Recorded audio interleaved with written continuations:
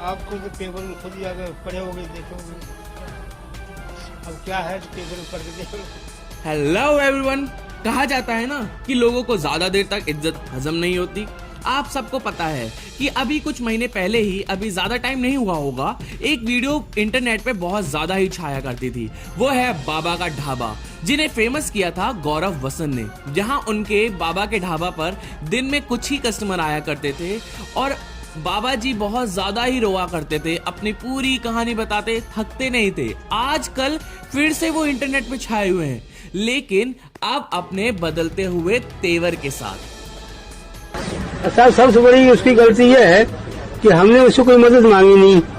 अच्छा। ना हम उसके पास गए, बिल्कुल। तो खुद हमारे पास वीडियो बना। बाबा मेरे को कल एक वीडियो आई है जिसकी भी मेरे पास बाइट है, उसमें बोलते हैं कि हमने गौरव को अपने पास बुलाया ही नहीं था, वो क्यों आया हमारे पास वीडियो बनाने के लिए।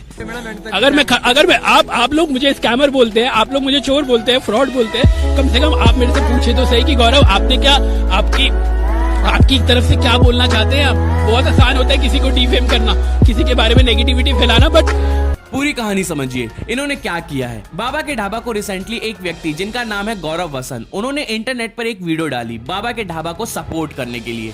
कुछ महीने में बाबा के ढाबा फेमस हो गया और उस बाबा के ढाबा पर आए दिन लोगों की भीड़ जमा होने लग गई और खूब पैसा कमाना स्टार्ट कर दिया। जैसे रानू मंडल एक टाइम फेमस हुई थी, फिर उसके तेवर के कारण वो तो गई, ठीक वैसे ही बाबा के ढाबा ने गौरव वसंत के ऊपर पैसे के गमन के लिए FIR दर्ज कराई है, वो भी 20 लाख रुपए की दिल्ली में। और अब जब वो मीडिया को इंटरव्यू देते हैं तो उनका तेवर देखने लायक होता है। ना क्वेश्चन का सही से आंसर देते हैं, ज्यादा क्वेश्चन पूछो तो चिढ़ जाते हैं, एटीट्यूड के किंग बनने लग गए हैं।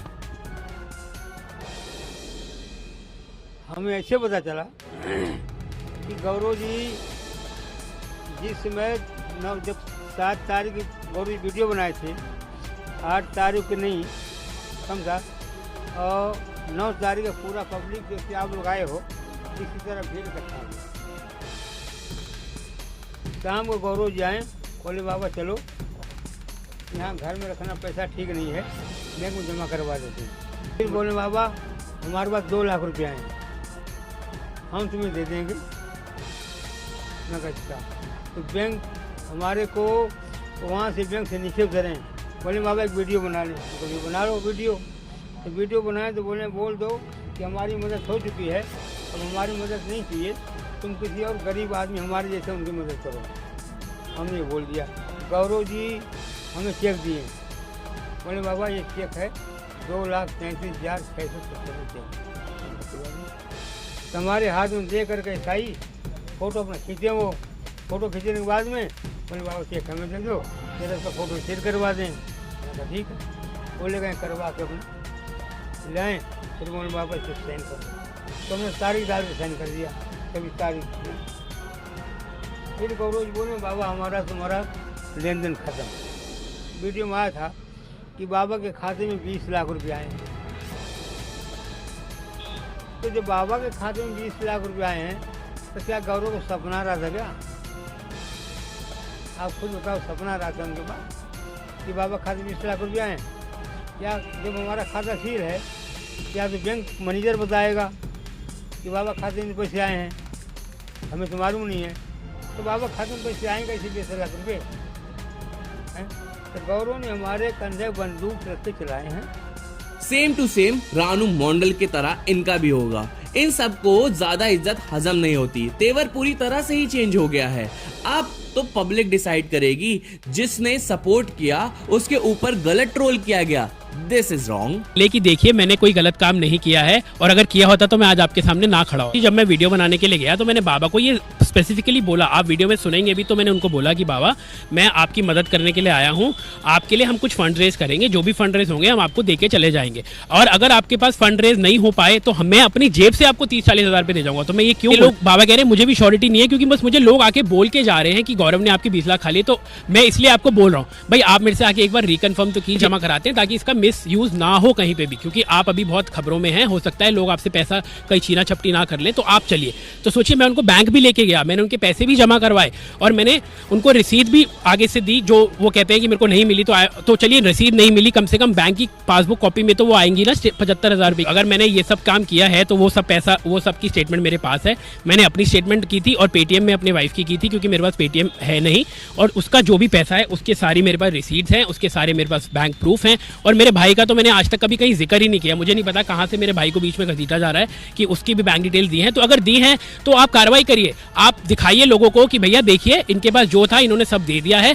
बाबा के अकाउंट में क्या है वो आप लोगों को दिखाइए, क्योंकि वो जानना जरूरी है। अगर लोगों को ये भी लगता है कि भाई मैंने उनके पास उनके पैसे रखे होते तो मैं सबको पैसे देने को भी तैयार। पहले तो मैंने बाबा को 2,33,000 रुपये का एक चेक दिया, उसके बाद मैंने 1 लाख रुपए की NEFT की, उसके बाद मैंने 45,000 रुपये पेटीएम जो आए 7 से 10 तारीख के बीच में वो उनको चेक के तौर पे, और वो मैंने 8 तारीख के 9 तारीख के बाद देना भी बंद कर दिया। बहुत सारे मैसेजेस आज भी मेरे फोन में है, जो लोग मुझे बोलते हैं प्लीज आप मुझे ये बताइए, मेरा एक बार फोन दिखाएंगे जरा, मेरे फ़ोन में मैंने ये भी लिखा, ये भी आपको मैं मैसेज दिखाता हूँ जहाँ पे मैंने ये बोला है लोगों को, thank you for supporting, we have saved enough for baba, we don't think we need more है। वो मेरे सामने यहाँ पे हैं। तो मेरे पास जो था जी वो 1,20,000 रुपये मेरा पर्स, ये बोला बैंक को कि भैया आप हमें पासबुक में एंट्री दे दो कि 75,000 रुपये इनके अकाउंट में जमा हो गए। बैंक बोलता है कि जी 75 हम आपको एंट्री नहीं दे सकते क्योंकि इनका जो अकाउंट है वो सीज है। तो आप सोचिए जिस बंदे के अकाउंट में 12-13 हज़ार रुपये थे 7 तारीख को, 24 घंटे से अंदर ही उनका अकाउंट भी सीज हो गया। अकाउंट सीज क्यों होता है? आपका अकाउंट तो आज तक नहीं सीज हुआ, मेरा तो नहीं हुआ, इनका तो नहीं हुआ, इनका तो नहीं हुआ। अकाउंट सीज होने का मकसद क्या है? क्योंकि उनको उनके अकाउंट में डोनेशन आना शुरू हो चुकी है और बहुत बड़े पैमाने पे आना शुरू हो चुकी है। अब वो बोलते हैं गौरव ने मेरा अकाउंट डिटेल नहीं दिया, तो आप चलिए उनके बैंक 7 तारीख की उनकी एंट्रीज खुलवाइए, आपको पता चल जाएगा कि उनके अकाउंट में 7 तारीख को कितना पैसा आया। उन्होंने अपनी डिटेल्स खुद ही देना शुरू कर दी थी। और अगर आप किसी को डिफेम करेंगे, किसी के बारे में नेगेटिविटी फैलाएंगे, किसी को झूठा साबित करने की कोशिश करेंगे जबकि वो झूठा नहीं है, तो बिल्कुल करना ही पड़ेगा। देखिए हम ऐसे है नहीं, हमारा बैकग्राउंड ऐसा है नहीं। अगर आप मेरा बैकग्राउंड भी देखेंगे तो मैंने आज तक कभी ये सब चीज़ों के बारे में ना सुना ना जाना, ना पुलिस से कह रही कि भगवान ना ही करे कभी किसी को जाना भी पड़े। लेकिन जब इतना लोग डिफेम कर देते हैं, इतनी नेगेटिविटी फैला देते हैं, इतना लोगों को डिमोरलाइज कर देते हैं, क्या मैं किसी की मदद है उसमें बोलते हैं कि हमने गौरव को अपने पास बुलाया ही नहीं था, वो क्यों आया हमारे पास वीडियो बनाने के लिए।